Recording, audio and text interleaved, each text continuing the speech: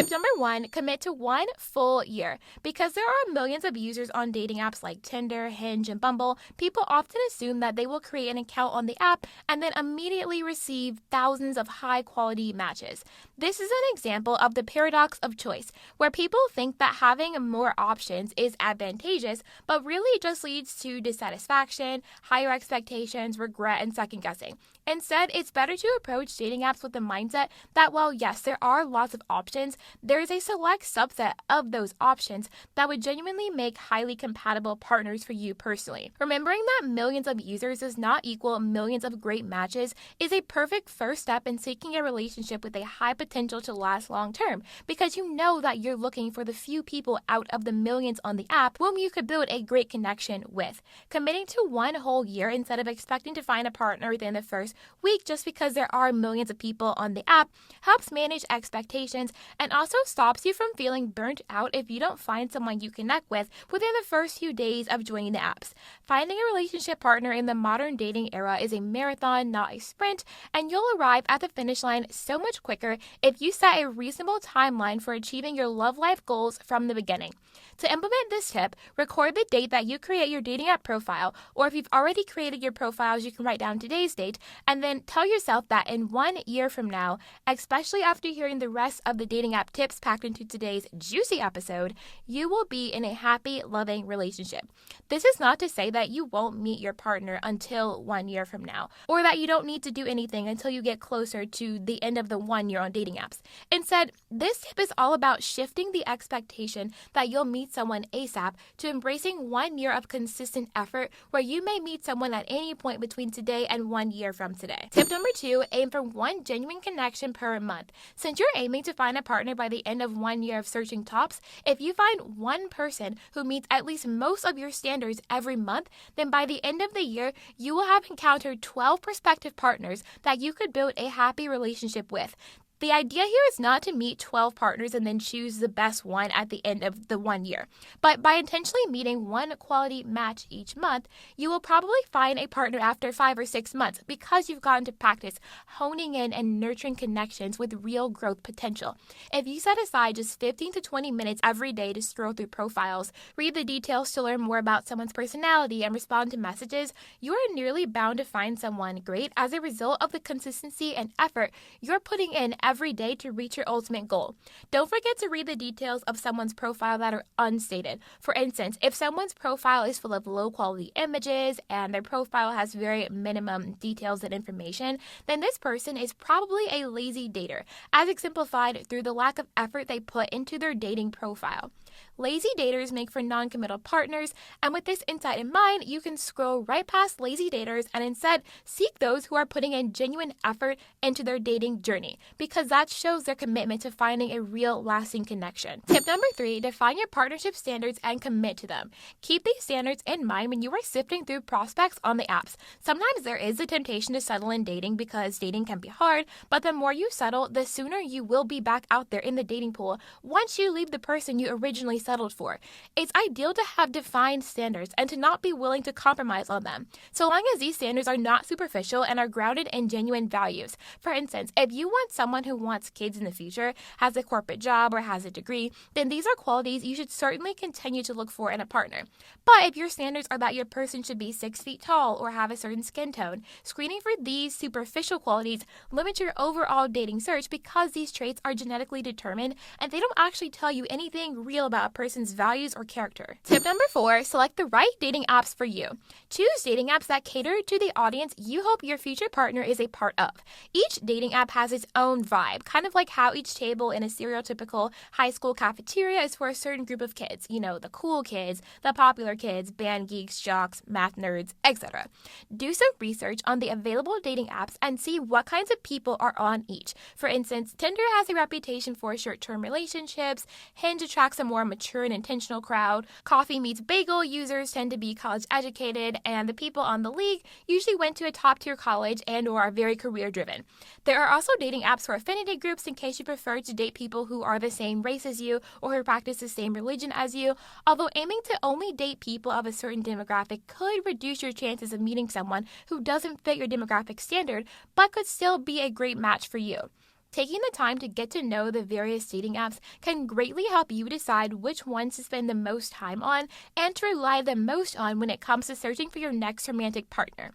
Tip number 5, pay for premium. Get the premium version of the dating apps you use and consider this financial investment an investment into yourself and your journey to finding a great relationship.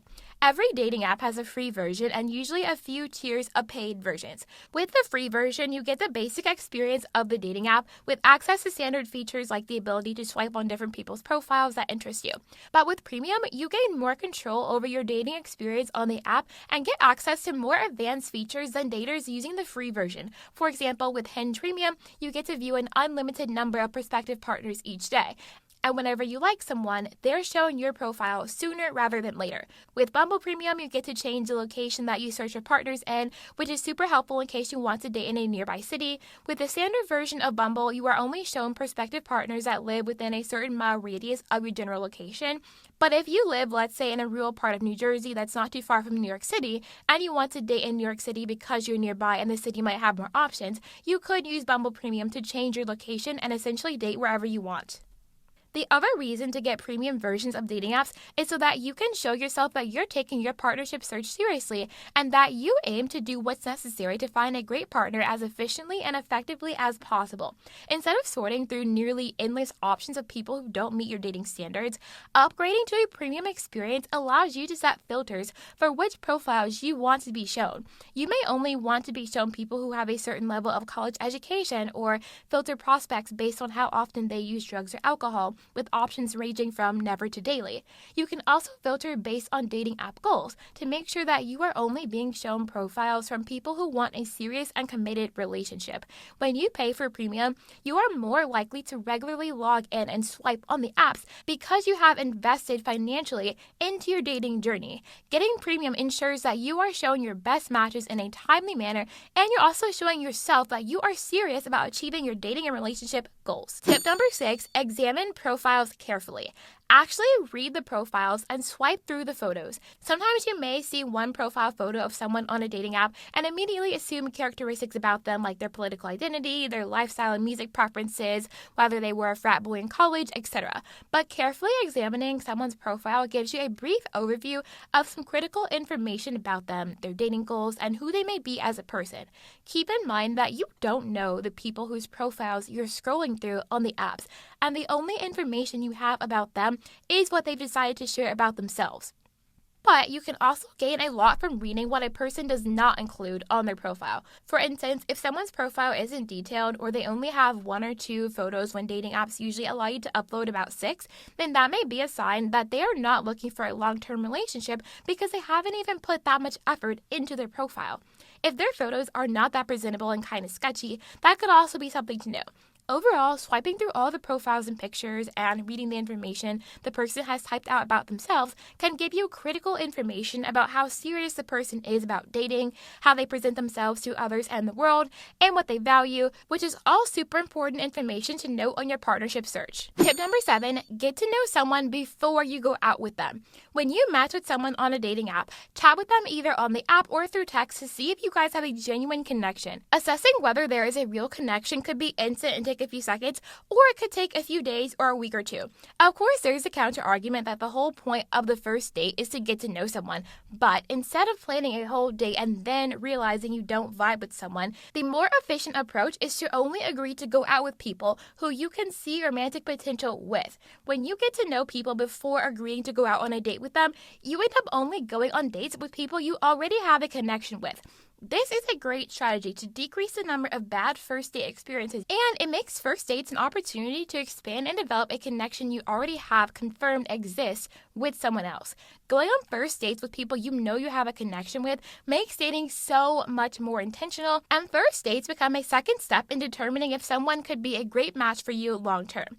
If you meet someone online and realize you can't hold a consistent, flowing conversation with them over the course of a week or so, or if the conversation starts out strong but completely immediately fizzles out after a couple of exchanges, then this is a clear indicator that you guys probably don't have enough chemistry to build a relationship with.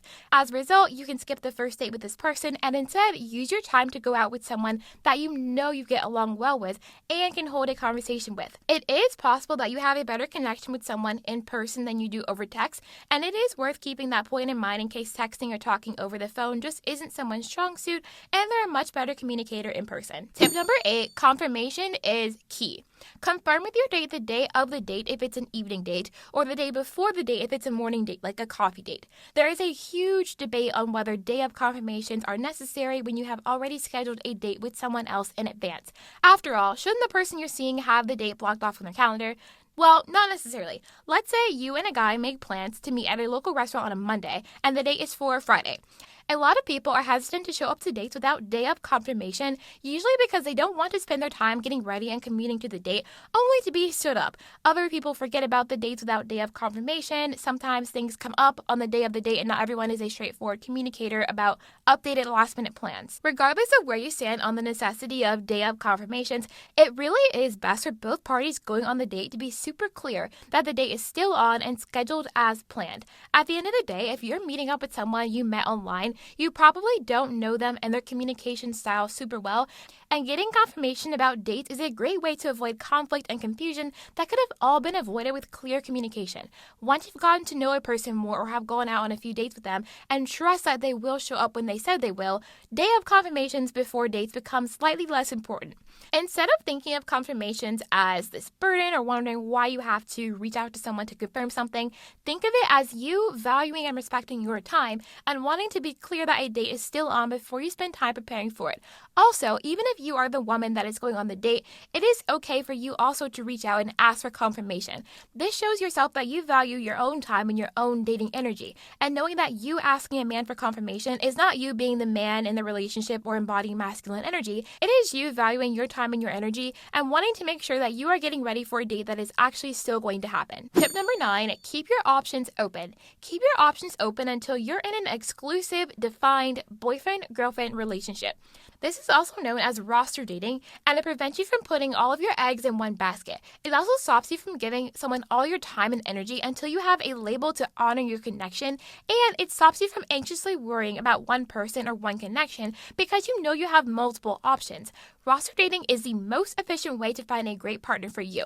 Essentially, if you follow tip 2 and aim to make one genuine connection per month, then each month you will form one new quality connection on your dating journey. Now, some of these connections may fizzle out over time, some may get more serious, and you may eventually realize you like one person significantly more than other people. The whole idea behind roster dating is not to have like 3 different boyfriends, but it's to have a few people on your roster that you go out on dates with. Of course, not as a group. You get to experience meeting new prospective partners. You can update your standards and preferences for what you want in a partner, refine your dating likes and dislikes, all in contrast to putting all of your eggs in one basket or committing to one person only to realize that they're not for you.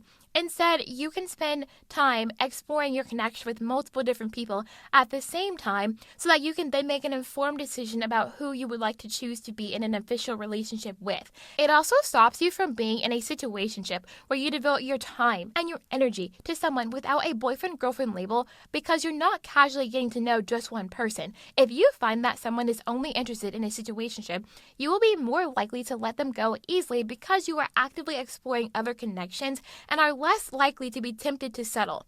Roster dating helps simplify your dating journey because you'll either be in a committed, exclusive relationship or single and mingling, but it ensures you're exploring all your options without being unofficially committed to one person and having to ask the "what are we" question. Tip number 10, don't be jaded. The first way you can combat feeling jaded is by not listening to people with poor dating experiences. Everyone knows someone who has had a horrible time on dating apps, and if you surround yourself with people who constantly have negative things to say about dating apps or dating in general, they could potentially put you in a negative headspace when it comes to dating apps and finding love.